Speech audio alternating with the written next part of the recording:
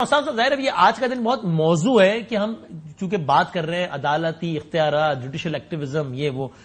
ہم ہمیشہ یہ کہتے ہیں کہ بھائی جان اگر آپ نے جو مسائل سالوں سے پنپ رہے ہیں ان کو اگر نمٹانا ہے تو یہ کسی بڑی تگڑی تقریر سے یا اس سے نہیں ہوگا، یہ ریفارم سے ہوگا، جو کہ شاید اپیرنٹلی بہت کوئی اٹریکٹیو چیزیں نہیں لگیں گی، ٹائم لگے گا، لیکن چیزیں بہتر ہونی تو ریفارم سے ہی ہونی ہے۔ سو یہ ان ریفارمز کی طرف کیا یہ اچھا پہلا قدم ہے؟ مثال کے طور پہ بہت سارے حقائق تو جڑے ہوئے ہیں نا ہماری عدالتوں سے، یعنی کہ بھائی پاکستان کی تاریخ کا سب سے ہائی پروفائل کیا جس میں ایک وزیر اعظم پھانسی لگ گیا، اس کے بینچ کے سربراہ نے خدا کے جو کچھ کہہ دیا وہ تو کہہ ہی دیا نسیم الدین شاہ صاحب نے۔ آج حالیہ تاریخ کے حوالے دے دیے جی فائز صاحب نے کہ ریکارڈنگ میں 6.5 بلین کا یہ ہو گیا جی، اور وہ ساری باتیں مارشل لاء کی توثیق ہوئی ہے۔ انوار الحسن تھے اس وقت، کون تھے 90 میں، وہ انہوں نے یعنی حیران ہوتا تھا میں کہ مشرف صاحب نے جب اس انٹرویو میں کہا تو میں حیران ہو گیا کہ میں نے 3 سال لیے تھے سپریم کورٹ سے،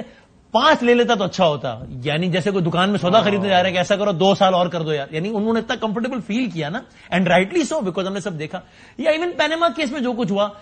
آپ کے حوالے سے ہم نے کیا کچھ نہیں سنا کہ جناب وہ جے آئی ٹی بن رہی ہے تو وہ بینچ یعنی سٹنگ جج جو ہے وہ اٹارنی جنرل کو کہہ رہا ہے کہ بھائی تم نے کیس لڑنا ہے یا لڑائی لڑنی ہے، کیا کرنا ہے بتاؤ بھائی۔ تو اگر یہ سب جو تلخ حقیقتیں ختم کرنی ہے تو اس طرف یہ پہلا اچھا قدم ہے یا نہیں ہے اشتر صاحب؟ سب سے جو اچھا قدم میں نے آپ کو پوائنٹ آؤٹ کر دیا کہ اپنے عملے سے کہا کہ ان لوگوں کے ساتھ جو آپ کے پاس آتے ہیں ان کے ساتھ ایسے سلوک کرو جس طرح مہمانوں کے ساتھ، یعنی ان کی پذیرائی کرو، ان کے معاملات کو سیدھا کرو اور ان کے ساتھ مہذب طریقے سے پیش آؤ۔ دوسرا، بینچ میں بیٹھنے سے پہلے فل کورٹ کا انعقاد، یہ ہے سگنیفیکنٹ بات کہ یہ نہیں کہا کہ میں حکم دے رہا ہوں تو یہ لائیو سٹریمنگ ہوگی، یہ میری خواہش ہے تو لائیو سٹریمنگ ہوگی، یہ میری خواہش ہے کہ فل کورٹ بیٹھے، نہیں، جو بات کی اس پہ عمل کیا۔ اور کیسے عمل کیا کہ فل کورٹ کا انعقاد صبح 9:30 بجے ہیئرنگ نہیں ہوئی، ہیئرنگ ہوئی جب سب نے مل کے 2-3 فیصلے کر لیے اور کمیٹیز بن گئی اور پھر یہ بھی فیصلہ ہوا کہ فل کورٹ ہی سنے گا، وہاں پہ سب چیزیں نکل کے آئیں۔ ایک تو یہ پہلو، دوسرا مجھے اب یقین ہے کہ اب خود بیٹھ کے بھی وہ اپنے معاملات کو دیکھیں گے، اور اب جو چیف جسٹس کہتا ہے خود کہتا ہے کہ میں اپنی پاور جو کہ مجھے جوڈیشل آرڈر نے دی ہے، صحیح ہے، اس کو میں شیئر کرنے کو تیار ہوں، تو اس سے اچھی شروعات کیا ہوں گی؟ صحیح۔ نمبر 2، صحیح، اب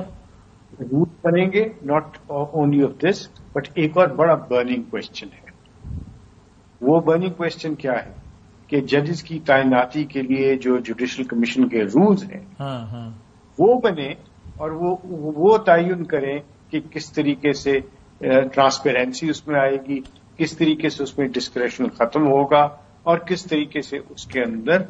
کون کون سے پرنسپلز اپلائی کریں گے۔ سر یعنی بحث اور ایک کام شروع تو تاکہ پھر ہمیں رستہ ملے مزید بارے بات کرنے کا۔ اور سر یہ ٹورڈز اشتر صاحب یہ جو میں نے جو ایک حوالہ دیا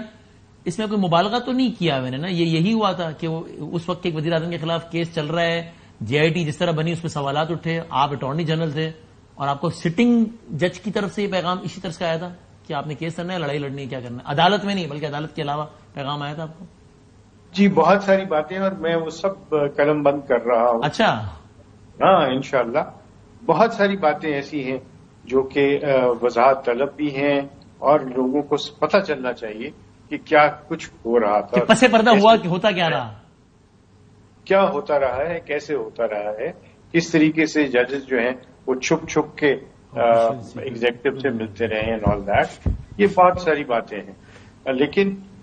بجائے اس کی کہ ہم ان کو دہراتے رہیں، ہمیں اس سے سیکھنا ہے، اور سیکھنا کیا ہے کہ ہم اصلاح کی طرف چلیں، اور ان اصلاحات میں سے ایک اور امپورٹنٹ جو ریفارم ہے وہ ہے